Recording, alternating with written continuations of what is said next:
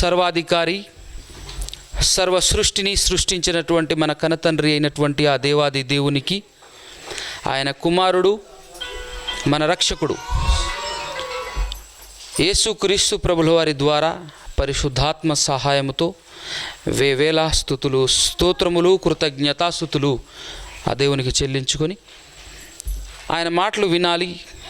కేవలం వినటం మాత్రమే కాకుండా విన్న మాటల ప్రకారంగా బ్రతకాలి అని ఎవరైతే నిర్ణయించుకొని ఇక్కడికి వచ్చారో అలాంటి వారందరికీ క్రీస్తు పేరట శుభములు, వందనాలు తెలియజేస్తున్నాను.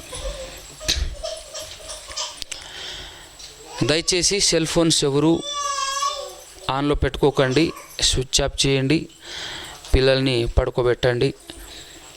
మనం కొన్ని విషయాలు మాట్లాడుకుందాం. ఈరోజు మనం మాట్లాడుకోబోయేటటువంటి విషయం ఏంటంటే,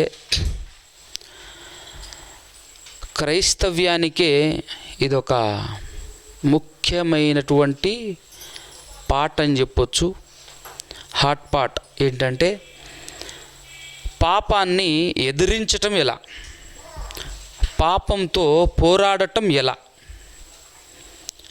ఈరోజు అనేక మంది క్రైస్తవులు ఫెయిల్ అవుతున్నారు ఈ పోరాటంలో. అనేక మంది క్రైస్తవులే ఫెయిల్ అవుతున్నారు. ఎందుకు క్రైస్తవులే ఫెయిల్ అవుతున్నారంటే, ప్రయత్నం చేసేదే వీళ్ళు. ప్రపంచానికి తెలియని విషయం ఏంటంటే, పాపం గురించినటువంటి పరిజ్ఞానం ఈ ప్రపంచానికి లేదు. పాపం గురించినటువంటి పరిజ్ఞానం, పాపం గురించినటువంటి అవగాహన ఈ ప్రపంచానికి లేదు. పాపం గురించి మాట్లాడితే, ఒకవేళ ఏదైనా గ్రంథం మాట్లాడింది అని అంటే ఖచ్చితంగా అది బైబిల్ మాత్రమే పాపం గురించి మాట్లాడుతూ ఉంటుంది. అంత మాత్రమే కాకుండా పాపానికి పర్ఫెక్ట్ నిర్వచనం ఇచ్చిన ఏకైక గ్రంథం బైబిల్ అని చెప్పటానికి నేను చాలా అతిశయిస్తా. పాపానికి నిర్వచనం ఇచ్చింది బైబిల్. ఈ ప్రపంచంలో ఎన్నో పుస్తకాలు, ఎన్నో గ్రంథాలు ఉన్నా పాపానికి మాత్రం అద్భుతమైన నిర్వచనం బైబిలే ఇచ్చింది. ఏంటో చెప్పండి ఒకసారి. పాపానికి నిర్వచనం ఏంటి? ఆజ్ఞ అతిక్రమమే పాపం. ఆజ్ఞ అతిక్రమమే పాపం కదా. ఒక మాట. మన టైటిల్ ఏంటి? పాపాన్ని ఎదిరించటం ఎలా అని లోకాన్ని అడిగితే, లోకం దగ్గరికి వెళ్తే పాపాన్ని ఎదిరించే కోణంలో, పాపంతో పోరాటం చేసేటటువంటి కోణంలో ప్రపంచం ఉండదు. ఎందుకనంటే ప్రపంచానికి తెలియని విషయం ఏంటంటే, ఈ పాపం గురించినటువంటి విజ్ఞానం వాళ్ళకి లేదు కాబట్టి. పాపమా, దాంతో పోరాడాలా? పాపంతో పోరాడాలంటే నీకేం తెలియాలో తెలుసా? ఆ పాపం నిన్ను బానిస చేసింది, ఆ పాపం నిన్ను ఏలుతుంది, ఆ పాపం నిన్ను ఏలి నిన్ను సరాసరి నరకానికి నడిపించి నీ జీవితమే నరకములో యాతన పడేటటువంటి పరిస్థితికి దిగజార్చేస్తుంది ఈ పాపం. ఈ పాపం అనేది భయంకరమైన ప్రమాదం మన జీవితానికి అన్న సంగతి ఎవరికైతే అర్థమవుతుందో అతను పోరాడతాడు. అతను మాత్రమే పోరాడతాడు. పాపంతో యుద్ధం ఎవరు చేస్తారు, పాపంతో పోరాటం ఎవరు చేస్తారు అని అంటే, కేవలం ఈ పాపం వల్ల తన జీవితానికి ఎంతో నష్టం వస్తుందన్న సంగతి ఎరిగినవాడు మాత్రమే. ఇక్కడ ఇంకొక మర్మముగా ఉన్న ఇంకొక విషయం ఏంటంటే, ఇందులో దాగి ఉన్న విషయం ఏంటంటే, ఇందులో పాపం అనేది నీ జీవితానికి చాలా భయంకరంగా తీరని నష్టంలోనికి, తీరని అసలు కోలుకోలేని ప్రమాదంలోనికి నిన్ను దిగజారుస్తుంది అన్న సంగతి తెలుసుకోవటం కంటే ముందు నీ జీవితం ఏంటో తెలియాలి కదా. నీ జీవితం అనగానే మనం భూమి మీద బ్రతికేటటువంటి 4 రోజులే ఈ నా జీవితం అనుకునేటటువంటి వారందరూ మహా అజ్ఞానులు అనమాట. జ్ఞానులు కాదు, అజ్ఞానులు, మహా అజ్ఞానులు. వారికి ఈ 30, 40, 50, 60 సంవత్సరాల జీవిత కాలంతోనే పని. ఇంతకు మించి తనకు అవగాహన కానీ, జ్ఞానం కానీ, నాలెడ్జ్ కానీ లేదు. ఎందుకంటే ప్రపంచంలో బ్రతుకుతున్న ప్రతి మనిషికి గతం ఉంది, భవిష్యత్తు ఉంది, ప్రస్తుతం కూడా ఉంది. ప్రస్తుతమే భూలోకపు జీవితం 60-70 సంవత్సరాలు. నీకు గతము ఉంది, నీకు భవిష్యత్తు ఉంది అన్న సంగతిని తెలియచేసేటటువంటి మరొక విషయం ఇది. ఈ విషయాన్ని కూడా తెలియచేసేటటువంటి గ్రంథం బైబిల్ మాత్రమే అని చెప్పటానికి కూడా నేను చాలా ఆనందపడతా. అంతటి అద్భుతమైనటువంటి గ్రంథం మనం చేత పట్టుకున్నాం. కాబట్టి ప్రియులారా, ఇంత ఇన్ఫర్మేషన్ తెలిసిన వాడు మాత్రమే చెప్తున్నాను, బైబిల్ పట్టుకున్నంత మాత్రాన, చర్చికి ఉండటం వల్ల మాత్రాన, నేను సేవకుణ్ణి అని పేరు చెప్పుకొని, పాస్టర్ని అని పేరు చెప్పుకొని, డబ్బుల కోసం ఎవరైతే, బతకటం కోసం ఎవరైతే బైబిల్ పట్టారో అలాంటి వారికి ఈ విషయాలు అర్థం కావు. ఎవరైతే పర్ఫెక్ట్గా అర్థం చేసుకుని పాపం కోసం పోరాడాలి, పాపంతో యుద్ధం చేయాలి అని ఎవరైతే అనుకుంటారో, ఇలాంటి అవగాహన అతనికి పర్ఫెక్ట్గా అర్థమైంది అని అర్థం. పాపం గురించినటువంటి విషయం, ఈ పాపం తన జీవితాన్ని ఎంతగా నష్టంలోనికి, ఎంత ప్రమాదంలోనికి దిగజారుస్తుందో అన్న సంగతి బాగా అర్థమైన వాడు మాత్రమే ఈ పాపంతో పోరాటం చేయగలడు. అవునా? అయితే ఈ పాపంతో పోరాటం చేయాలంటే, పాపం అంటే ఏంటో ఈ బైబిలే నిర్వచనం ఇచ్చింది అని చెప్పాను కదా. పాపం అంటే ఏంటన్నారు? ఆజ్ఞ అతిక్రమం. ఆజ్ఞ అతిక్రమము అని అన్నప్పుడు ఈ లోకానికి అర్థమవుతుందా? ఒక మాట చెప్పు నువ్వు. మనం మాట్లాడుకుంటుంటే ఏమని, పాపం అంటే ఏంటంటే ఆజ్ఞాతిక్రమమే పాపం, ఆజ్ఞాతిక్రమమే పాపం అంటాం మనం. కానీ లోకానికి ఈ విషయం అర్థమవుతుందా? ఆజ్ఞ అతిక్రమమే పాపం అంటే, ఫర్ ఎగ్జాంపుల్గా దేవుడు పలానా పని చెయ్యి అని చెప్పినప్పుడు చెయ్యకపోతే పాపం, పలానా పని చెయ్యొద్దు అన్నప్పుడు నువ్వు చేస్తే పాపం, దేవుని ఆజ్ఞను అతిక్రమిస్తే పాపం. దేవుడు ఒక మాట చెబితే ఆ మాట ప్రకారంగా నువ్వు బ్రతకకపోతే పాపం. ఈరోజు దేవుని యొక్క విలువలు మానవునికి అర్థం కాకుండా పోయింది. కారణం, దేవుని గురించి ఎక్స్ప్రెషన్ చేసేటటువంటి వాళ్ళు ఉంటారు చూసావా, దేవుని గురించి చెప్పేటటువంటి వాళ్ళు, దేవుని గురించి ప్రకటించేటటువంటి వాళ్ళు ఉంటారు చూసావా, ఫస్ట్ వాళ్ళకి అర్థం కాకపోవటం ప్రమాదం. వాళ్ళకి అర్థం కాలేదు, దేవుని యొక్క విలువలు అర్థం కాలేదు. అందుకోసమే ఈరోజు ప్రతి ఒక్కడు దేవుణ్ణి తప్పు పడతా ఉంటాడు. దేవుణ్ణి తప్పు పట్టడం మాత్రమే కాకుండా దేవుని యొక్క ఆజ్ఞలు, దేవుని మాటలు చదివినప్పుడు అపార్థం కూడా చేసుకుంటుంటాడు. ఎలా అంటే, ఇందాకలే మీరు విన్నారు కదూ ఒక మాట, సమస్తం దేవుడే చేశాడు, తినమన్నాడు ఆదామును, అన్నీ ఒకే ఒక చెట్టు దేవుడే పెట్టాడు, దాన్ని తినొద్దు అన్నాడు. తినేసిన మానవుడు ఏం మాట్లాడుతున్నాడు తెలుసా? ఎవడు పెట్టమన్నాడు ఆ చెట్టు నిన్ను? ఎవరు పెట్టమన్నాడు ఆ చెట్టు నిన్ను? నువ్వు చెట్టు పెట్టినావు, నేను తిన్నా. నువ్వు పెట్టినావు, నువ్వు పెట్టకుండా ఉండాలి. అట్లాంటప్పుడు నువ్వు పెట్టకుండా ఉండాలి. ఎట్లుందో తెలుసా ఇది? ఎట్లుందో తెలుసా? నేను పర్సు తీసి ఇక్కడ పెట్టాను అనుకో టేబుల్ మీద, ఈ పక్కనున్న అమ్మాయి తీసేసుకుంది తెలియకుండానే అనుకుందాం. నా డబ్బులు ఎందుకు తీసేసినావు అని అంటే, నువ్వు ఎందుకు పెట్టి వీడా అంటే ఎట్టుంటుంది? అవునా కదా? ఇంట్లో లేదంటే ఎక్కడైనా మన ఇంట్లో డబ్బులు పెట్టినప్పుడు మన వాళ్ళు ఎవరైనా బయట నుంచి వచ్చేసి దొంగతనం చేశారనుకో, ఏమంటారు తెలుసా? తప్పు ఎవరిది అంటే పెట్టినోడిది తప్పు. ప్రపంచం ఎక్కడుంది చూసారా? తీసినోడిది కాదు తప్పు, పెట్టినోడిది తప్పు. ఆ రేంజ్లో ఉంది ప్రస్తుత ప్రపంచం. ఈ విషయం చెప్తే అర్థం కాదు, కానీ ఒకటి చెప్తే అర్థమవుతుంది, బాగా అర్థమవుతుంది. చూడండి, ఒక కంపెనీని స్థాపించినటువంటి ఒక ఎండి లేదంటే ఒక యజమాని ఉంటాడు. ఒక కంపెనీని స్థాపించిన యజమాని ఉంటాడు. ఆ కంపెనీ చాలా పెద్దది, చాలా పెద్దది, చాలా పెద్దది. అందులో దాదాపుగా 1,00,000 మంది వర్కర్స్ ఉంటారు. ఎంతమంది? 1,00,000 మంది వర్కర్స్ ఉంటారు. కంపెనీని స్థాపించిన వాడు ఒకడే. ఎవరైనా ఒక యజమాని. ఆయన ఈ కంపెనీలో పని చేసేటటువంటి ప్రతి ఒక్కరికి ఒక రూల్స్ అండ్ రెగ్యులేషన్స్, పద్ధతి ప్రకారంగా పని చేయాలని కొన్ని పద్ధతులను రాసి అందరికీ అనౌన్స్మెంట్ చేశాడు, అందరికీ చెప్పాడు. ఆజ్ఞలు అందరికీ ఇచ్చేశాడు. ఇప్పుడు ఆ ఆజ్ఞలు తన కంపెనీ తన ఇష్టానుసారముగా తాను నియమించుకున్న ఆ ఆజ్ఞలను అందరికీ చెప్పాడు. ఇందులో పని చేయాలని ఉందా, అయితే ఇవి రూల్స్ అండ్ రెగ్యులేషన్స్, దీని ప్రకారంగా నువ్వు చేయాలి, దీని ప్రకారంగా నువ్వు ఇక్కడ ఉండాలి, నువ్వు పని చేయాలంటే ఇదిగో ఈ రూల్స్ ప్రకారంగా చేయాలి అని చెప్పేసి ఇస్తాడు. ఆ రూల్ మీరితే, ఆ రూల్ అతిక్రమిస్తే ఎలాంటి యాక్షన్ తీసుకోవటానికైనా సిద్ధం.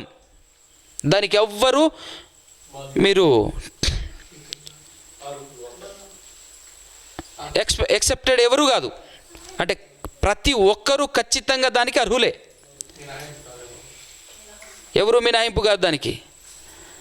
కాబట్టి ఇప్పుడు జాగ్రత్తగా వింటే ఏమంటున్నాడంటే, జాయినింగ్ అప్పుడు ఏం చేస్తాడో తెలుసా, సిగ్నేచర్, టర్మ్స్ అండ్ కండిషన్స్ ఇవి బ్రదర్, దీనికి ఓకేనా, దీనికి ఓకేనా అని చెప్పేసి సిగ్నేచర్ చేయించిన తర్వాతనే జాయినింగ్ పెడతాడు. జాయిన్ అయిపోయిన తర్వాత నువ్వేదో రాంగ్ స్టెప్ వేసినావు, మెడపట్టి బయటికి గెట్టేశాడు. అప్పుడు అందరు ఏమని మాట్లాడతారు తెలుసా, అరే అవును భయ్, ఆయనది కంపెనీ అయింది, ఆయన చెప్పిన కర బ్రతకాలి అక్కడ అంతే, జీతం ఇవ్వట్లే, నెలకు 30,000 50,000 జీతం ఇవ్వట్లే, మరి అంతే, ఆయనకు నచ్చినప్పుడు తీసేస్తాడు, ఆయన ఇష్టం అది. అరే భయ్ అనవసరంగా తీసేసిండ్రా నన్ను ఆ జాబ్లో నుంచి అని చెప్పేసి బయటకు వచ్చి చెప్పుకున్నాం అనుకో, చేసేది ఏమి లేదు. ఏమైనా ఉందా? ఆయన ఇష్టం, కంపెనీ అయింది, ఆయనకు ఎవరు నచ్చితే వారిని ఉంచుతాడు, ఎవరు నచ్చకపోతే వారిని తీసేస్తాడు. అడగటానికి నువ్వెవడివి, చెప్పుకోవటానికి మనమెవరం, కంపెనీ ఆయనది అని ఇక్కడ మాట్లాడతాం. అంటే ఆ కంపెనీ దగ్గరికి వెళ్ళేసి ఆ కంపెనీ యజమానితో మాట్లాడే దమ్ము లేదు వీడికి. కానీ ఎవరితో మాట్లాడుతుంటాడు తెలుసా, దేవుని గురించి బ్యాడ్గా మాట్లాడుతుంటాడు. కనబడడనే కదూ నీ అలుసు, ఆయన ప్రేమామయుడనే కదా నీకు చులకనయ్యింది. ఈ భూమి ఆయన కంపెనీ, ఈ భూమి, ఈ యూనివర్స్, ఈ ప్రపంచం దేవుని కంపెనీ. ఆ కంపెనీలో మనమందరము ఉన్నాము. ఆ కంపెనీలో ఆయన ఆజ్ఞల ప్రకారంగా మనం బ్రతకాలి. ఎందుకంటే ఆయనే మనల్ని పోషిస్తున్నాడు, జీతం ఇస్తున్నాడు ఆయన, అవునా కదా? జీతం ఇస్తున్నాడు, ధాన్యం ఆయనది, భూమి ఆయనది, నీళ్లు ఆయనవి, గాలి ఆయనది, ఆకాశం ఆయనది, సమస్తం ఆయనవి. ఆయన తయారు చేసిన పదార్థాలను తిని భూమిపైన నడియాడుతున్నావు, బ్రతుకుతున్నావు గనక ఆయన గనక ఈ వీటన్నిటిలో ఒక్కటి ఇవ్వకపోయినా నువ్వు నిలబడలేవు. ఇక్కడ ఆయన ఇస్తున్న జీతానికి లెక్కలు లేవు, క్యాలిక్యులేషన్స్ సరిపోవు, క్యాలిక్యులేషన్స్ సరిపోవు. ఏంటంటే ఒక్క సంవత్సరం అసలు వర్షమే కురిపించలేదనుకో, అప్పుడు మనం కొత్త పేరు పెడతాం. ఏంటిది? కరువు. కరువు అంటే అర్థం ఏంటి? తిండి తగ్గించుకోరా, వర్షం రాలే, కొంచెం మెల్లగా తిను, చిన్నగా తిను, తక్కువ తిను, ఉన్నాయి అయిపోతే మళ్ళా లేవు, అవునా కదా? కరువు కారణం వర్షం రాలే. వర్షాన్ని రప్పించగలిగేవాడు ఎవడు చెప్పు? వర్షాన్ని ఇస్తుంది ఎవరు చెప్పు? దేవుడే కదా. వర్షం కురిస్తేనే, వర్షం పడితేనే కదా పంట అయినా ఏమైనా మళ్ళా నువ్వు కడుపు నింపుకునేది. నువ్వేమైనా రెడీమేడ్గా ఇలా తయారు చేసేసుకొని ఏమైనా తినేది ఉందా? విత్తనాన్ని తయారు చేసే విధానం ఏమైనా ఉందా? పండించుకోవాలి. పంట పండించుకోవాలి అంటే ఖచ్చితంగా కరుణామయుడు కరుణించాల్సిందే, అవునా కదా? ఆయన కరుణించాల్సిందే. అన్నప్పుడు ఆయన కంపెనీలో నువ్వు ఉన్నావన్న సంగతి నీకు అర్థం కావట్లే. అప్పుడు ఎందుకు రివర్స్ మాట్లాడుతున్నావు? ఇప్పుడు చెప్తున్నా విను. పాపానికి నిర్వచనం నీకు అర్థం కావాలి, ప్రపంచంలో ఎవ్వడికైనా అర్థం కావాలి. ఆజ్ఞ అతిక్రమమే పాపం. ఎవరిది ఆజ్ఞ అంటే నిన్ను నిర్మించిన వాడిది, నిన్ను పోషిస్తున్న వాడిది, నిన్ను ఈ విధంగా నిలబెడుతున్న వాడిది. నరాలు సంధించి మాంసం కప్పాడు చూడు, మాంసము పొదిగి చర్మము కప్పి ఎముకలను ఇలా నిలబెట్టాడు చూసావు, ఆయనది కంపెనీ, సర్వ సృష్టి అయింది. ఆయన మాట ప్రకారంగా ఆయన ఏమన్నా సరే ఆయన చెప్పిందే రైట్, ఆయన చెప్పిందే తప్పు. ఇది ఒరిజినల్గా మాట్లాడాలంటే ఆయన చెప్పిందే సత్యం, ఆయన చెప్పిందే వేదం, ఆయన మాటే మనకు శాసనము, ఆయన మాటే మనకు బ్రతుకు పరమార్థం, మన జీవితానికి మేలు. అదే ఇది అర్థం కావాలి. ఇది ఎందుకు చెప్పానో తెలుసా? ప్రపంచానికి అర్థం కావాలి పాపం అంటే ఏంటో. పాపం అంటే ఏంటి అన్నప్పుడు ఆజ్ఞ అతిక్రమమే పాపం అనే మాట చెప్పగానే ఎవడికి అర్థం కాదు. బాస్ ఒక ఆయన ఉన్నాడు, ఆయన మాట ప్రకారంగా బ్రతకట్టమే న్యాయం. కాబట్టి ఈ పాపాన్ని జయించటం ఎలా అనేటటువంటి మాట దగ్గరికి వచ్చాం మనం. అని అంటే అర్థం ఏంటో తెలుసా? పాపం మనల్ని జయిస్తుంది అని. అవునా కదా? పాపం మనల్ని ఏలుతుంది అని, పాపం మనల్ని జయిస్తుంది అని. ఎలా జయిస్తుందో తెలుసా? దేవుని లెక్కల ప్రకారంగా దేవుడు ఈ లోకానికి తన ప్రియకుమారుని పంపించినప్పుడు ఆ ప్రియకుమారుడైన యేసుక్రీస్తు ప్రభుల వారు ఈ కంపెనీలో బ్రతికితే ఇలా బ్రతకాలి బ్రదర్ అని చూపించి వెళ్ళాడా లేదా? చూపించాడు, బ్రతికాడు, కొన్ని విషయాలు చెప్పాడు. అదేంటంటే శత్రువుని సైతం ప్రేమించు అన్నాడు. మర్చిపోకుండా ఎనీ టైం మన మనసులో ఉండాల్సిన మాట ఇది. ఇది మర్చిపోయినప్పుడే నీ బ్రతుకు కొలాప్స్ అవుతుంది, నీ బ్రతుకు నాశనానికి దారి తీస్తుందని మాత్రం మర్చిపోకండి అసలు. రెండో మాట, నిన్ను వలె నీ పొరుగు వారిని ప్రేమించు. నీ హృదయంలో దీన్ని రాసుకోవాల్సినటువంటి మాట, మన హృదయంలో రాసుకోవాల్సినటువంటి మాట ఇది. మూడో మాట ఏంటో తెలుసా? నిన్ను హింసిస్తున్న వారెవరైతే ఉన్నారో వారి గురించి ఇంటికెళ్ళి ప్రార్థన చెయ్యి. ఏం చెయ్యి? ఇంటికెళ్ళి ప్రార్థన చెయ్యి. ఈ మూడు మన బతుకులో ఉన్నాయా? ఈ మూడు మన బతుకులో లేవు అని అంటే పాపం మనల్ని జయించి చాలా కాలమైంది, మనం దానికి బానిసలమై చాలా రోజులైందన్న సంగతి మనందరికీ అర్థం కావాలి చెప్తున్నాను. ఉన్నారా? ఈ మూడిటి ప్రకారంగా బ్రతుకుతున్న వాళ్ళు ఒక్కరైనా ఉన్నారు ఇక్కడ? దేవుని సన్నిధానంలో ఎస్ నేను ఉంటున్నాను, నేను ఉన్నాను అని చేయలేపగలిగే వ్యక్తి ఉన్నాడు ఇక్కడ? ఇక్కడ మాత్రమే కాదు, ప్రపంచవ్యాప్తంగా ఎవడనున్నాడా?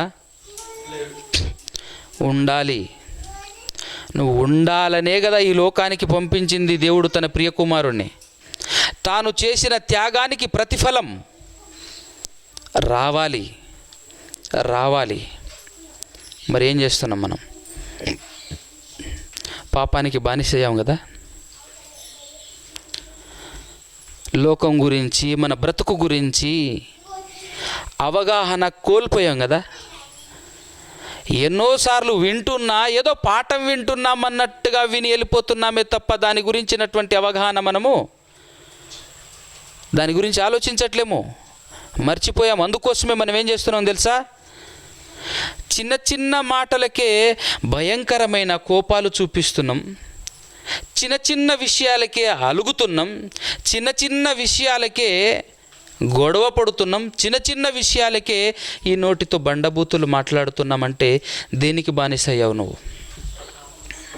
ఎవరికి బానిసయ్యావు నువ్వు? ఓపిక ఉందా? సహనం ఉందా ఒకరికైనా? దయచేసి ఆలోచించండి.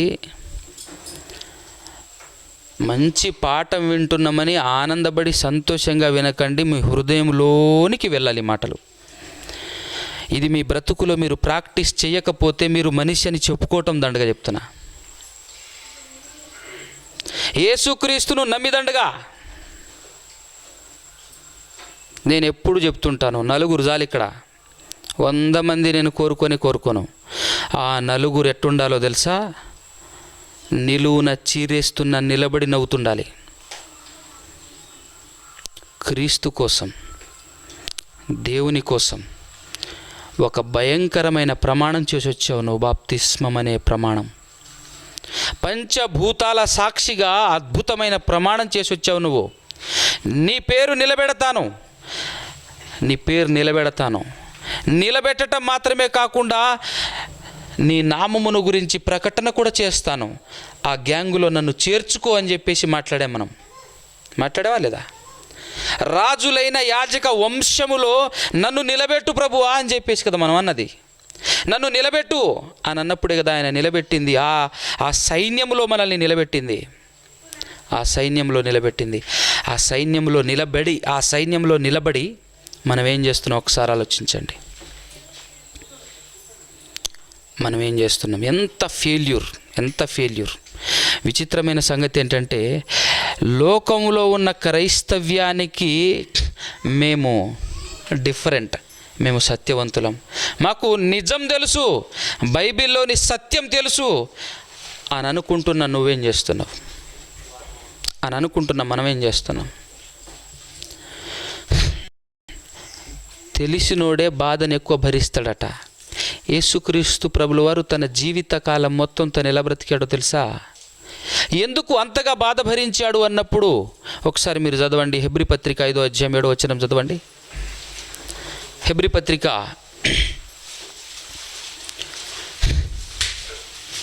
5వ అధ్యాయం 7వ వచనం.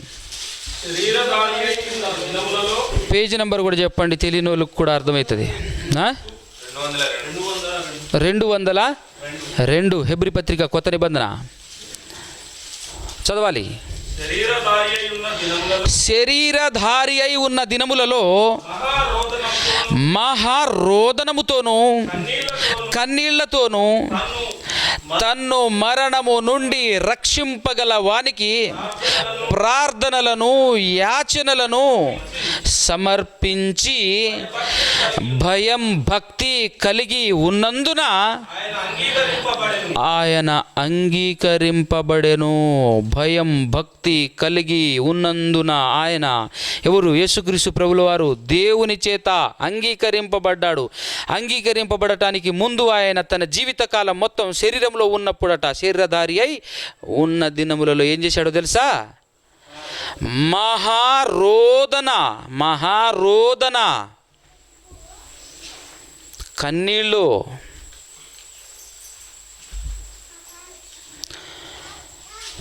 నా ప్రియ సహోదరులారా, స్నేహితులారా, ఆ రోదనలో వచ్చే కన్నీళ్లలో ఒక ఆనందం ఉంటుంది. మీకు తెలుసో లేదో తెలీదు, నన్ను అడిగితే తెలీదు ఖచ్చితంగా. అది రుచి చూడాలి. ఆ కన్నీళ్ళల్లో ఏముంటుందో తెలుసా? దేవా నీ కోసం నేను కన్నీళ్ళు పెడుతున్నాను అనే ఆనందం ఎంతో టేస్టీగా ఉంటుంది. ఉట్టిగానే కాదు, ఈ లోకంలో చాలామంది అర్ధజ్ఞానులు, సరిగ్గా తెలియని వాళ్ళు బైబిల్ పక్కన పెట్టేసి కూర్చొని వలవలా ఏడుస్తుంటారు, ప్రార్థన అని ఏడుస్తుంటారు. అది అస్సలుగా దేవుడు కోరుకున్నది. నీకొచ్చే సమస్యల్లో, నీకొచ్చే శ్రమల్లో, నీకొచ్చే హింసల్లో, ఈ లోకంలో పాపం నీ మీద పడి నిన్ను నలిపేస్తున్నప్పుడు నువ్వు ఓర్చుకొని దాన్ని జయించే ప్రయత్నంలో ఉంటావు చూసావు. అప్పుడు భరిస్తూ నువ్వు ఓపికతో వాటన్నిటిని సహనముతో, తండ్రి ఇదంతా నీకోసమే, తిరగబడగలను.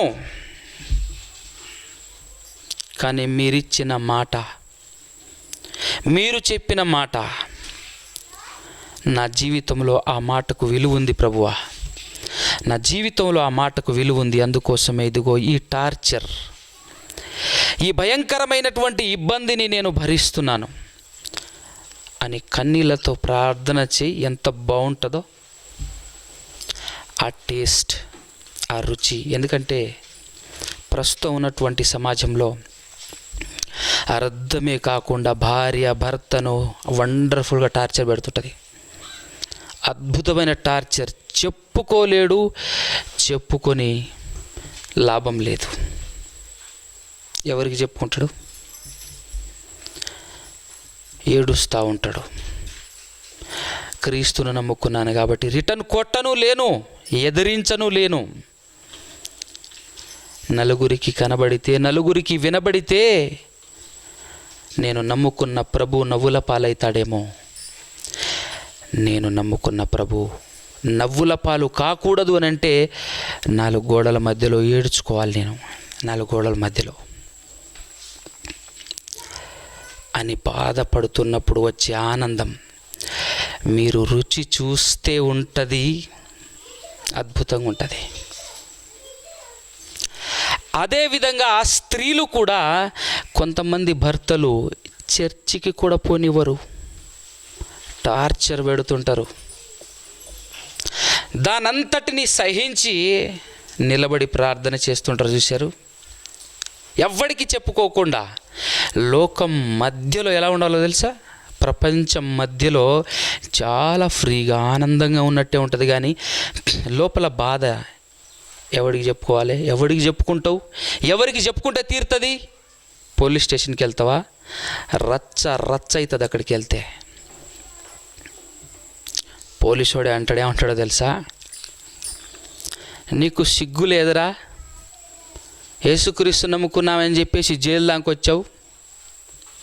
రివర్స్ మాట్లాడతారు వాళ్ళు. నువ్వు చాలా పద్ధతి గల్లోడివి, చాలా నిమ్మలస్తుడివి, చాలా అమాయకత్వం కలిగినటువంటి వాడివి. దిక్కు ముక్కు లేక అక్కడికి వెళ్ళి ఆశ్రయిస్తే నువ్వే పెద్ద రౌడివేమో ఎవరికి తెలుసురా అంటాడు. నువ్వు స్టేషన్కి వెళ్తే, అయ్యా మా ఆయన విభిచారం చేసి నన్ను ఇబ్బంది పెడుతున్నాడయ్యా అని నువ్వు వెళ్ళావనుకో అమాయకత్వకంగా, ఆయన ఏమంటాడు తెలుసా? నువ్వే ఆ పని చేస్తున్నావేమో. ఆయన్ని పిలుచుకొస్తామమ్మా మేము, నీ కంప్లైంట్ని బట్టి మేము ఆయన్ని తోడుకొస్తాం. ఆయన వచ్చి అంటాడు, మా ఆవిడ ఎట్లాంటిది అంటాడు. అప్పుడేం చేస్తావు చెప్పు అంటాడు. ఇస్తావా సమాధానం?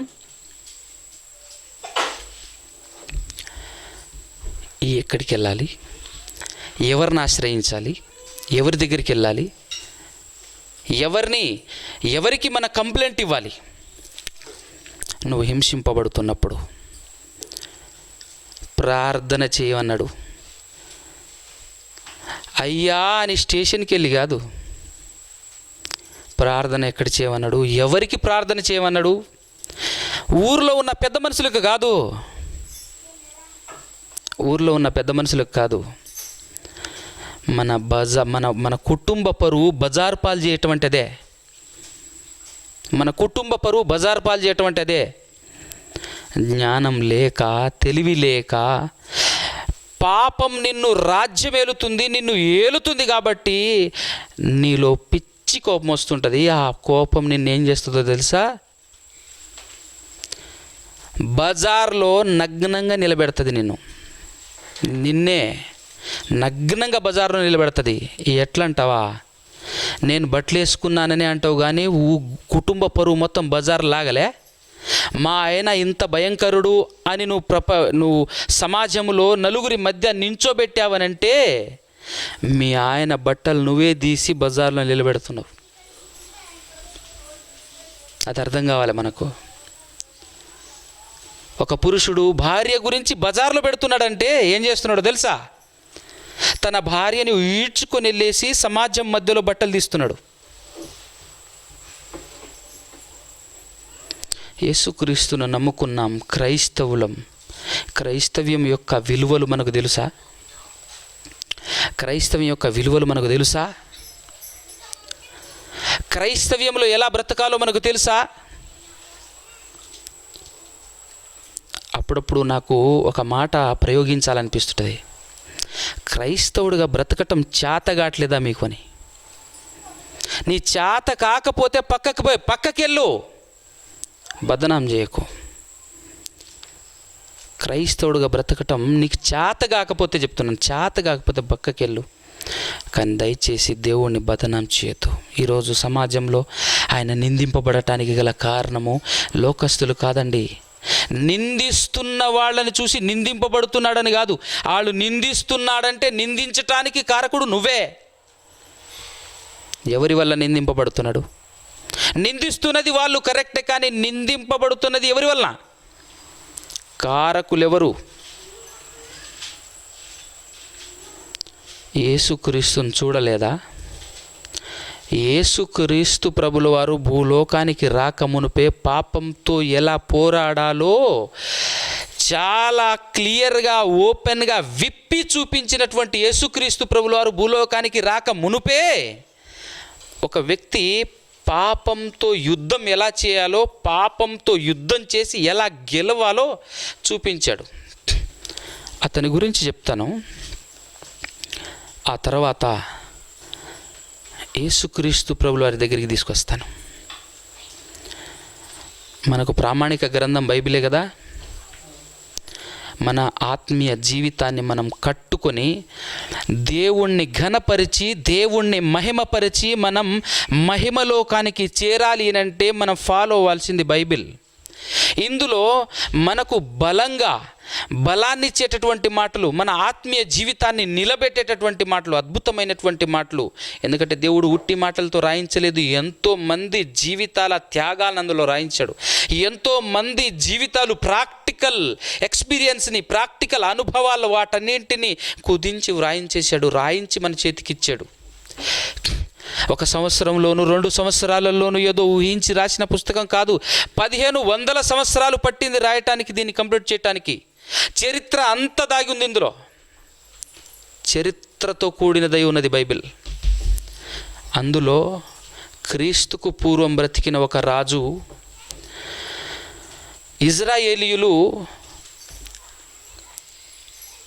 మాకు రాజు కావాలి అన్నప్పుడు రాజును నియమిస్తే ఆ రాజు కూడా దేవునికి వ్యతిరేకుడుగా మారితే, దేవుని మాటను జబదాటితే, అంటే పాపం చేస్తే, ఇలాంటి పాపం చేసే రాజు నా ప్రజలను పరిపాలించకూడదు. రాజే పాపం చేస్తే ప్రజలేం కావాలి? ఒక సామెత ఉంటుంది కదా,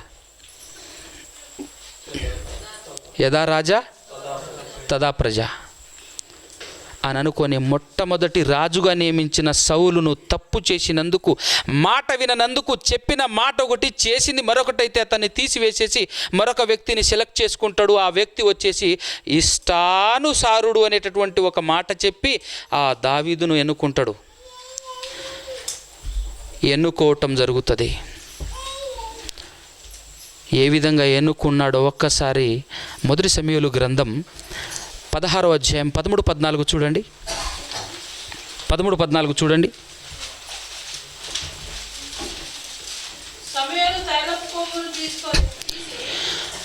సమూయేలు గారు వెళ్ళేసి చదవాలి. తైలపు కొమ్ము తీసుకొని సహోదరుల యెషై కుటుంబం దగ్గరికి, యెషై బ్రతుకుతున్నటువంటి ఊరు పేరు ఏం పేరంటే బెత్లెహేము. ఆ ఊరికి వెళ్ళి అభిషేకము చేసిన తర్వాత రాజుగా అభిషేకం చేసిన తర్వాత ఆ రోజు నుంచి యెహోవా ఆత్మ దావీదు మీదికి, ఇదొక్కటి గుర్తుపెట్టుకోండి, యెహోవా మీదికి ఆ రోజు నుంచి, నాట నుండి అని ఉంటుంది చూడండి, ఆ రోజు నుంచి దావీదు మీదికి దేవుని ఆత్మ బలముగా వచ్చింది. తర్వాత 14వ వచనం చూడు. సౌలు ఏమో మొదటి రాజు అయితే, సౌలును రాజుగా తీసేసిన వెంటనే ఆయన దగ్గర నుంచి ఏం పోయింది? ఆత్మ వెళ్ళిపోయింది. దావీదు దగ్గరికి ఆత్మ వచ్చింది. అంటే ఇప్పుడు రాజు ఎవరు? దేవుని దృష్టిలో రాజు దావీదు. కానీ నేను ఇంకా రాజుని అని అనుకొని చలామణిలో ఉంటాడు. ఎవరు? సౌలు రాజు. నేను ఇంకా రాజుని అని అనుకుంటూ తిరుగుతుంటాడు. అలా తిరుగుతున్నటువంటి సమయంలో ఒకానొక రోజు పక్కన ఉన్నటువంటి ఫిలిస్తీయులు ఏం చేశారంటే దండయాత్ర చేశారు. దండయాత్ర చేశారు అంటే మీదికి వస్తుంటే ఇప్పుడు గెలుస్తాడా గెలవడా చెప్పాలి మీరు? ఎందుకు గెలవడు? ఆత్మ సహాయం లేదు. ఆత్మ సహాయం లేదు. ఆత్మ సహాయం ఎందుకు లేదు? ఆత్మ అతని దగ్గర నుంచి ఎందుకు పోయింది చెప్పండి? పాపం చేశాడు. పాపం చేశాడు. గుర్తుపెట్టుకుంటున్నారు ఈ విషయం? పాపం చేస్తే ఏం జరుగుతుంది? నీకు అనుగ్రహింపబడిన పరిశుద్ధాత్మ నీ దగ్గర నుంచి వెళ్ళిపోతుంది. ఈ ఆత్మ, నాకు ఇవ్వబడినటువంటి ఆత్మ నా దగ్గర నుంచి బయటికి వెళ్ళకూడదు అని అంటే నేనేం చేయాలో తెలుసా? పాపం చేయకుండా ఓర్చుకోవాలి. ఎంతగా ఓర్చుకోవాలి? ఎంతలా ఓర్చుకుంటావు అని అన్నప్పుడు తన దగ్గరకు వచ్చిన పరిశుద్ధాత్మ మళ్ళా నన్ను వీడి వెళ్ళిపోకూడదు అనేటటువంటి ఉద్దేశంతో దావీదు గారు పడుతున్న తపన చూడండి. ఆల్రెడీ ముందున్న రాజు పరిస్థితి ఆయన కళ్ళారా చూశాడు. అతని దగ్గర నుంచి దేవుని ఆత్మ వెళ్ళిపోతే దురాత్మ ఒకటి వచ్చేసి అతన్ని వెరపింపగా, ఎవరిని? సౌలును వెరపింపగా మ్యూజికల్ ట్రీట్మెంట్తో ఆ ఆత్మను పోగొట్టే ప్రయత్నంలో మంచిగా మ్యూజిక్ వాయించేటటువంటి కుర్రోడు ఎవడైనా ఉంటే ఈ దేశంలో పట్టుకరండి అని చెప్పేసి ఆయన ఆజ్ఞాపించినప్పుడు వెతకండి, వెళ్ళి వెతకండి అన్నప్పుడు దొరికింది ఎవరో తెలుసా? దావీదే. ఆయన వచ్చేసి ఆయన మీదకి వచ్చిన దురాత్మను ఏ విధంగా వెళ్ళగొడుతున్నాడో అదే అధ్యాయంలో 23 వచనం చదువు. దేవుని యొద్ద నుండి దురాత్మ వచ్చి సౌలును పట్టినప్పుడల్లా దావీదు సితారా చేత పట్టుకొని వాయింపగా దురాత్మ విడిచిపోయింది. అప్పుడు ఆయన సేద తీరెను, బాగా ఆయను. మ్యూజికల్ ట్రీట్మెంట్ అన్నమాట. జాగ్రత్తగా వినండి. దురాత్మ రావటం, దేవుని ఆత్మ వెళ్ళిపోవటం, ఎంత అవస్థపడుతున్నాడో కల్లారా చూస్తుంది ఎవరో తెలుసా? దావీదు గమనించాడు, గమనిస్తున్నాడు. మనం కూడా మన సమకాలిక జీవితంలో ఎందరినో మనం చూస్తుంటాం కదా, దేవునిలో నుంచి పక్కకి వెళ్ళిపోయి పడుతున్న యాతన, బాధలు మనం చూస్తుంటాం. చూశాడు. ఆ తర్వాత యుద్ధం ఏదైతే స్టార్ట్ అయిందో, ఫిలిస్తీన్లు వచ్చారు కదా ఇశ్రాయేల్ మీదకి. ఇప్పుడు రాజు కాని రాజు యుద్ధం చేయటానికి వెళ్ళాడు. రాజు కాని రాజు ఎవరు? సౌలు రాజు. యుద్ధానికి అని చెప్పేసి వెళ్ళారు. విచిత్రమైన ట్విస్ట్ ఏంటంటే డైరెక్ట్గా అటాక్ చేయకుండా వాళ్ళకు కొత్త ఇంప్లిమెంటేషన్ ఏమి ఇచ్చారంటే మళ్ళా యుద్ధం చేద్దామని చెప్పేసి అన్నారు. మళ్ళా యుద్ధం అంటే ఏంటో తెలుసా? మళ్ళా ఇంకోసారి అని కాదు. మళ్ళా యుద్ధం అని అంటే సైన్యమంతా ఉండేసి మీ సైన్యంలో నుంచి ఒక వ్యక్తి, మా సైన్యంలో నుంచి ఒక వ్యక్తి, ఇద్దరు పోట్లాడుకుంటే ఇద్దరిలో ఎవరు ఓడిపోతే వాళ్ళు ఓడిపోయినట్లు, ఎవరు గెలిస్తే వాళ్ళు గెలిచినట్టు. దాన్ని మళ్ళా యుద్ధం అంటారు. ఆయుధాలతో కొట్టుకుంటారో దేంతో కొట్టుకుంటారో, దేంతోనైనా కొట్టుకోండి, అది మళ్ళా యుద్ధం. అలాంటప్పుడు వాళ్ళు ఏం చేశారో తెలుసా? ఫిలిస్తీయులు వాళ్ళల్లో నుంచి ఒకరిని పంపించాడు. గాతు వాడైనటువంటి గొల్యాతును పంపించంగానే పరిశుద్ధాత్మ లేదు కదా. ఇక్కడ ఉన్నటువంటి రాజు కాని రాజు సౌలు గారు వెళ్ళారు కదా అక్కడికి. పరిశుద్ధాత్మ లేకపోయేసరికి ఆ కండబలం, ఆ హైటు, ఆ వెయిట్ చూసేసరికి గజ్జున వరకు కూర్చున్నాడు. సౌలు కూర్చున్నాడు అంతే. సైన్యం వైపు చూస్తే రాజే కూలబడితే సైన్యం నిలబడుతుందా? రాజు కూలబడితే సైన్యము కూలబడినట్టే. సౌండ్ లేకుండా సైలెంట్గా ఉంది. విచిత్రం ఏంటంటే ఆ ఫిలిస్తీయులు ఒకటో రోజు నుంచి 10 రోజుల వరకు చేసి ఫైనల్ కూడా చేయట్లేదు.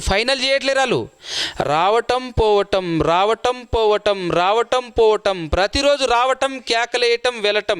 ఎట్లుందంటే ఉన్నారు మీ దాంట్లో ఎవరో ఒకరు ఉన్నారు, మీ వాళ్ళు పంపించేంత వరకు మేము పోమన్నట్టుంది వాళ్ళ ఎవరం.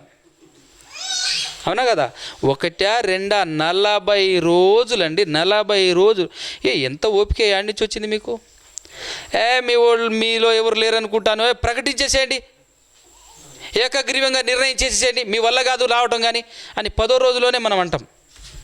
కానీ వాళ్ళు చూడు, మీరెవరినో దాచిపెట్టుకొని ఉన్నారు, ఆయన వచ్చేంత వరకు మేము వస్తూనే ఉంటాం, ఏదో ధర్నా చేస్తున్నట్టుంది వాళ్ళది. అవునా కదా? మీలో ఎవరో ఉన్నారు మమ్మల్ని కొట్టేటోడు, మా దగ్గరికి వచ్చేటోడు, వస్తాడు, వచ్చేంత వరకు మేము వస్తూనే ఉంటాం పోతూనే ఉంటాం అన్నట్టుగా 40 రోజులు తిరుగుతున్నారు వాళ్ళు.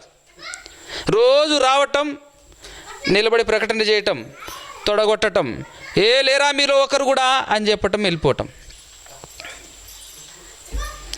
అదంతా చూసి చూసి చూసి చూసి తట్టుకోలేక, నాన్న కాస్త పో నాన్న అని చెప్పేసి దేవుడు పంపిస్తే గొర్రెలు వదిలిపెట్టొచ్చిండు. ఎవరు? రాజు. తర్వాత వచ్చాడు రాజు. రాజు తర్వాత వచ్చిండు.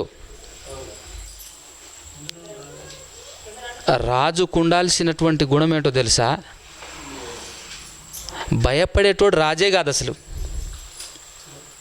తెలుసా? శత్రువుతో భయపడేవాడు రాజే కాదు. రాజుకు ఉండేటటువంటి ఒక పటిష్టమైన లక్షణం ఏంటంటే, వెళ్ళి అయితే నేను చావాలి, లేకపోతే అది చావాలి, నేనన్నా చావాలి, దాన్నన్నా చంపాలి. అంతేగాని పిరికితనంతో వెనుదిరిగేవాడు వీరుడు కాదు. వెనుదిరిగేవాడు వీరుడు కాదు, రాజు అంతకన్నా అసలు కాదు. అలాంటప్పుడు అక్కడ ఉన్నది ఎవరు చెప్పు? రాజా? ఇక్కడ ఉన్నది ఎవరు చెప్పు? ఇప్పుడు మీరందరూ రాజులా? రాజులేనా? పాపానికి గజ్జొనుకుతున్నారు మీరు. అవునా? మీ ఇంటి పక్కోడు కానీ మీ ఇంటి పక్కావిడ కానీ వచ్చేసి ఒక్క మాట అంటే పడగలవా నువ్వు? తట్టుకోగలవా నువ్వు? రాజువా నువ్వు? ఆ యుద్ధానికి ఈ యుద్ధానికి ఉన్నటువంటి డిఫరెన్స్ చెప్తాను మీకు, జాగ్రత్త వినండి. ఆ యుద్ధం భౌతికమైనది, మనం చేసే యుద్ధం ఆత్మ సంబంధమైన యుద్ధం.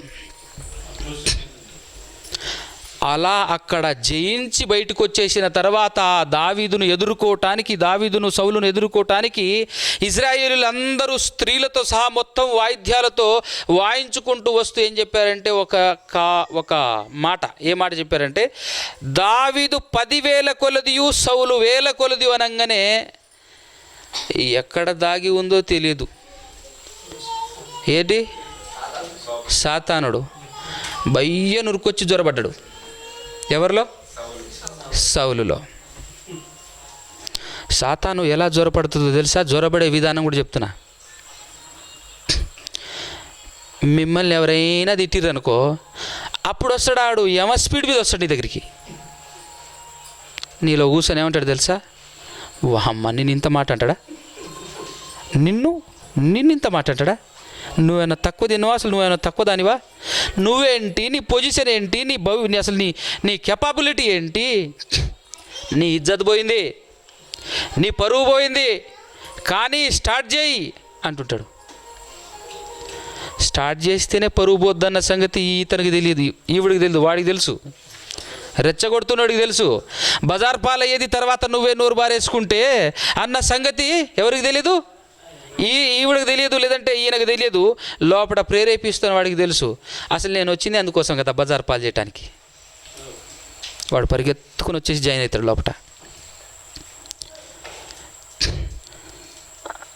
కానీ మనం ఏం చేస్తాం? ఫెయిల్ అవుతాం. దావీదు గారు చేసినటువంటి యుద్ధం ఒక్కసారి మనం ఆలోచిస్తే, అక్కడి నుంచి సాతానుడు మన సౌలు హృదయంలో కూర్చొని దావీదును చంపే ప్రయత్నం చేస్తాడు. ఎందుకో తెలుసా? నాకంటే ఎక్కువగా ఇతన్ని పొగుడుతున్నారంటే ఇక నెక్స్ట్ ఈ రాజ్యం తన చేతికి వెళ్ళిపోతుంది, ఈ రాజ్యానికి రాజు నా కుమారుడు కాలేడు, ఇతనికి వెళ్ళిపోతే నాకు ఈ రాజ్య అధికారము కానీ లేదంటే ఈ రాజ్యభోగం అంటారు కదా, నేను ఇది అనుభవించలేను, ఈ లగ్జరీ నేను అనుభవించలేను అనేటటువంటి ఆలోచనతో ఇతన్ని కనుక నేను చంపేస్తే నాకు అడ్డు లేరు, నేను ఇతన్ని చంపేస్తే నాకు ఎవరికి వస్తుంది ఆలోచన? సాతాను లోపట కూర్చొని ఉన్నటువంటి ఆ సౌలుకు వచ్చింది ఆలోచన. నిజానికి ఆ ఆలోచన అదే రకమైన ఆలోచన, ఆ ఆలోచన కాదు, కానీ అదే విధానమైనటువంటి ఆలోచన నిజానికి మనకు రావాలి. ఎందుకో తెలుసా? సాతాను గనుక లేకపోతే దాన్ని మెడకాయ దెంపేస్తే పరలోకం స్ట్రైట్గా వెళ్ళిపోతా నేను. ఇతని రివర్స్ ఉంది. ఎవరిది? సౌలుది. అతను ఇప్పుడు మనం చేయాల్సిన పని ఫస్ట్ వాడు చేస్తున్నాడు, సాతానుడు. అందుకోసమే మనం అందరం పడిపోతున్నాం. మనకంటే అడ్వాన్స్గా ఉన్నది ఎవరో తెలుసా? వాడు. మనకంటే అడ్వాన్స్డ్గా, మనకంటే ముందుగా మనం చేయాల్సిన పని వాడు చేస్తున్నాడు. మనం చేయాల్సిన పనిని ముందే తెలుసుకొని వాడు చేస్తున్నాడు. కాబట్టి సౌలు దావీదును చంపటానికి ఎన్ని ప్రయత్నాలు చేస్తాడు తెలుసా? 10 ప్రయత్నాలు చేస్తాడు. ఎన్ని ప్రయత్నాలు చేస్తాడు? 10 ప్రయత్నాలు చేస్తాడు చంపేద్దామని. మొదటి ప్రయత్నం 18వ అధ్యాయము 10, 11, 12 చదవండి. మొదటి సమూయేలు గ్రంథం. మరునాడు దేవుని యొద్ద నుండి దురాత్మ ఒకటి బలముగా వచ్చినందున సౌలు మీదికి అతడు ఇంటిలో ప్రవచించుచుండగా దావీదు మునుపటిలాగుననే వీణ చేత పట్టుకొని వాయిస్తున్నాడు. ఒకప్పుడు సౌలు చేతిలో ఒక ఈటె ఉన్నది. దావీదును పొడిచి గోడను అతికించాలనేటటువంటి ఉద్దేశం గలవాడవే విసురుతాడు అనమాట. అలా 2 సార్లు విసురుతాడు, 2 సార్లు తప్పించుకొని పారిపోతాడు అక్కడి నుంచి. అవునా కదా? 2 సార్లు అక్కడ ఉన్నది. ఇది మొదటి అటాక్.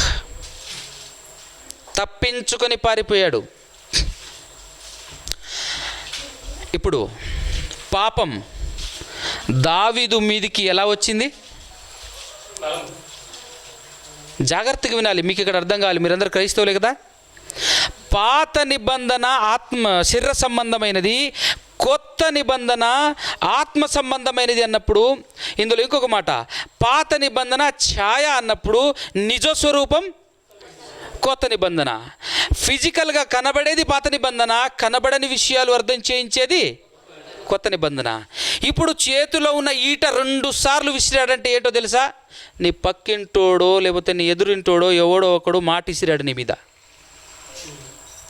మీద మాట ఇసురుతాడు, కనపడని మాట ఇసురుతాడు. అక్కడ ఛాయ కాబట్టి ఏమి విసిరాడు? ఈట విసిరాడు. అప్పుడు ఆ ఈట విసిరినప్పుడు ఆయన ఏం చేశాడు? తప్పించుకొని పారిపోయాడు. ఇప్పుడు నీకు నీ ఇంటి పక్కోడో, ఇంటి ముందోడో, లేకపోతే నీ భార్యో, నీ భర్తో, లేకపోతే ఎవరో ఒకరు మాట ఇసిరారు నీ మీద, ఎదురు నిలబడాలా పారిపోవాలా? ఎదురు నిలబడాలా పారిపోవాలా? ఈ ఆన్సర్ చెప్తే మీకు అర్థమవుతుందో లేదో నాకు అర్థమవుతుంది కదా? భౌతికమైన యుద్ధానికి ఆత్మ సంబంధమైన యుద్ధానికి ఉన్నటువంటి డిఫరెన్స్ జాగ్రత్తగా ఆలోచించండి. పారిపోయాడు. పాపం అనవసరంగా మీదికి వచ్చింది. పాపం అన్నది అనవసరంగా మీదికి వచ్చింది. ఈయన చేస్తుంది ఏందో తెలుసా? మేలే. ఈయన చేసింది ఏంది? మేలే. మీరు వెళ్ళేసి ఎవరో ఒకరికి సహాయం చేస్తారు. ఒక స్త్రీ పక్కింటోళ్ళకి ఎవరికో ఒకరికి సహాయం చేసిందనుకో, చూసిన వాళ్ళు ఏమంటారు తెలుసా? ఎవరో ఒకరి ద్వారా బాణాలు నీ మీదికి, బల్లేలు నీ మీదికి, ఈటెలు నీ మీదికి ఎట్లా వస్తాయి తెలుసా? ఏ సంబంధం లేకపోతే ఇస్తుందా? ఏదో ఉన్నాలే, అమ్మో తెలీదా?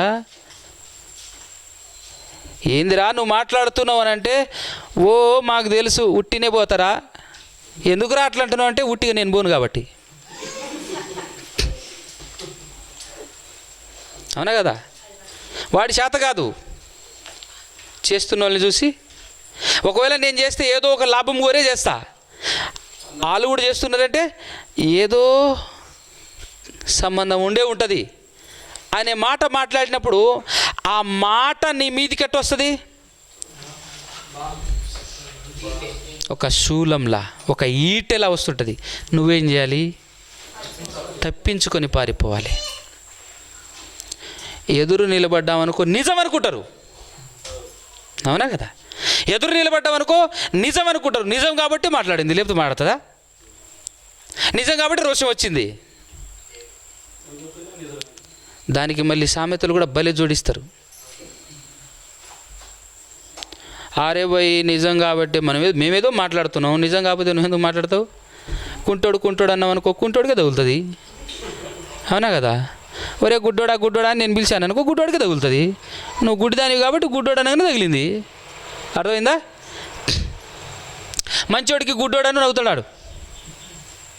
అరే గుడ్డోడా ఇటు రారా అన్నావు అనుకో, ఏమంటాడు? నవ్వుతాడు. నువ్వు నిజంగా మంచిదానివైతే, నువ్వు నిజంగా మంచివాడైతే రెస్పాన్స్ అవ్వకూడదు, తప్పించుకో.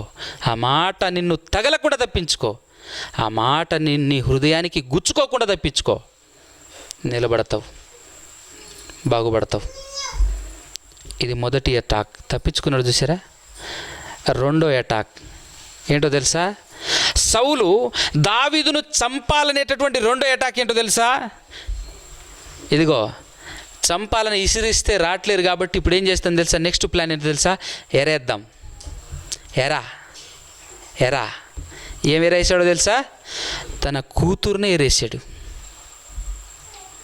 తన కూతుర్ని ఎరేసాడు. అదే 18వ అధ్యాయము 25వ వచనం చూడండి.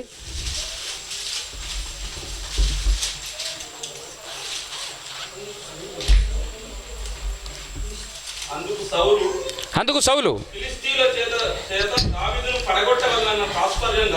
చూసినవా?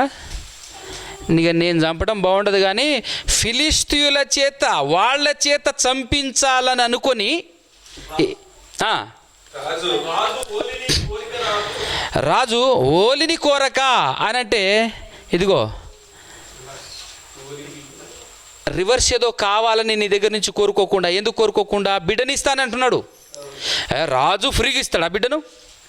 ఇప్పుడైతే కట్నం అని చెప్పేసి ఎట్లుంది? అమ్మాయి వాళ్ళు ఇవ్వాలి. కానీ అప్పుడేంటి? అమ్మాయిని నీకు ఇవ్వాలంటే నువ్వేమన్నా ఇవ్వాలి. సో అది నేను కోరుకోకుండా, అలాంటిది ఏమీ కోరుకోకుండా జస్ట్ నీకు ఒక పని పెడతాను. ఏంటంటే ఫిలిస్తీయుల దగ్గరికి వెళ్ళేసి 100 మంది ముందోళ్ళను పట్టుకురావాలన్నాడు. ఆ 100 మందిలో ఎవరో ఒకరు ఖచ్చితంగా చంపేస్తారు ఇతన్ని అనుకుంటున్నాడు మనోడు. ఎవరు? సౌలు. వాళ్ళ చేత చంపించాలని నేను నీకు పిల్లనిస్తా, కానీ నువ్వేం చేయాలో తెలుసా? నేను నీకు పిల్లనిస్తా అని స్టార్టింగ్ అంటాడు. ఆ అధ్యాయం మీరు చదివితే అర్థమవుతుంది. అనగానే నేను ఏ పాటి వాడిని, రాజుకు నేను అల్లుడు అవటానికి, నేను రాజు అల్లుడు అవటానికి నేను ఏ పాటిని వాడిని చెప్పు, నేను మామూలు గొర్రెల కాపరిని అని తాను తగ్గించుకొని మాట్లాడుతుంటాడు అనమాట. ఎందుకు అలా మాట్లాడాడంటే రాజు మాట మీద నిలబడేవాడు కాదు అన్న సంగతి ఆయనకి తెలుసు. ఎందుకనంటే గొలియాతును చంపితే నా కూతుర్ని ఇస్తానన్నాడు, పెద్ద కూతుర్ని. కానీ ఇచ్చాడా? గొలియాతును చంపింది ఎవరు? దావీదే కదా. ఇచ్చాడా? ఇవ్వలే. మళ్ళీ ఇప్పుడేమంటున్నాడు?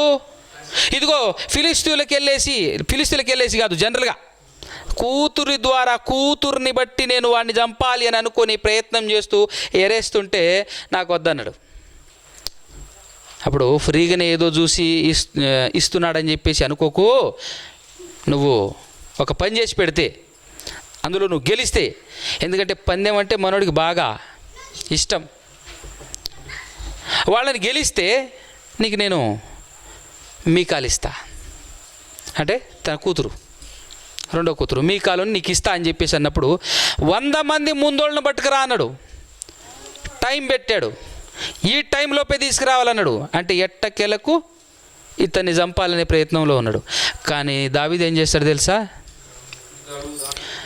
ముఖం మీద తుప్పని ఉమ్మేసినట్టు, చెప్పు తీసుకొని కొట్టినట్టు, కొట్టొద్దు మళ్ళీ కొట్టినట్టు ఉండాలి. ఇన్ టైంలో 100 పట్టుకురా అంటే 200 పట్టుకొచ్చి ముందు పెట్టిండు. 100 జాలంటే 200 పట్టుకొచ్చి ముందు పెట్టిండు. అది శత్రువును జయించే విధానం.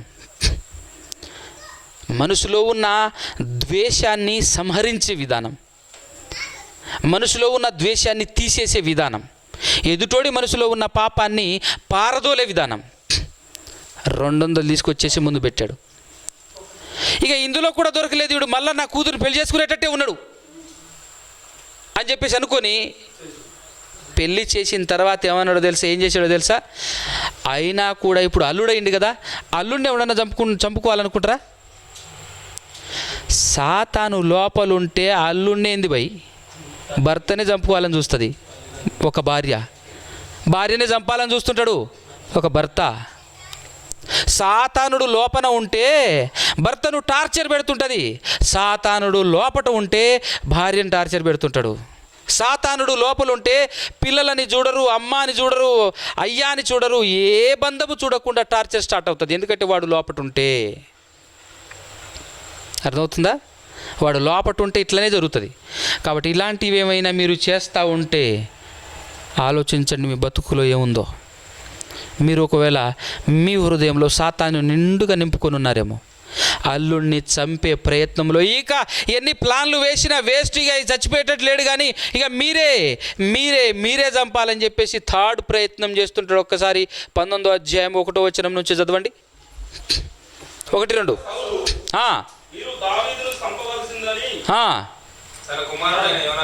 తన కుమారుడైన యోనాతానుతోనూ తన సేవకులైన వారందరితోనూ చెప్పగా, సౌలు కుమారుడైన యోనాతాను,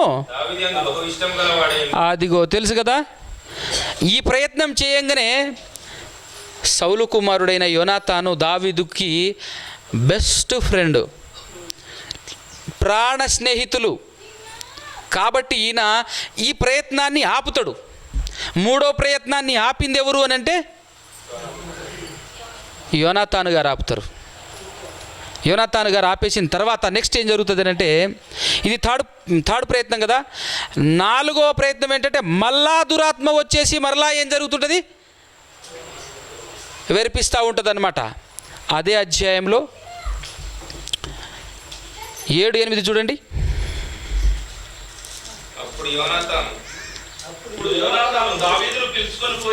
ఒక్క నిమిషం. 19వ అధ్యాయం కదా,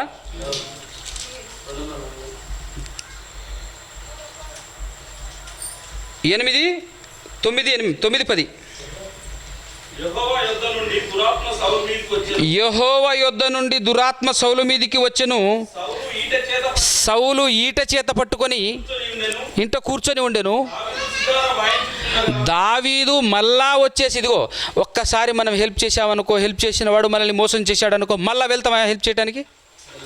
మళ్ళీ హెల్ప్ చేసానికి వెళ్తామా? వెళ్ళం కదా. అయితే నువ్వు క్రైస్తవుడివి కానే కాదు, యు ఆర్ అన్ఫిట్. నువ్వు క్రైస్తవుడివి కాదు, రాసుకో. 100 సార్లు పిలిచినా వెళ్ళాలి. మరలా వెళ్ళాడు చూడు, ఎవరు? దావీదు.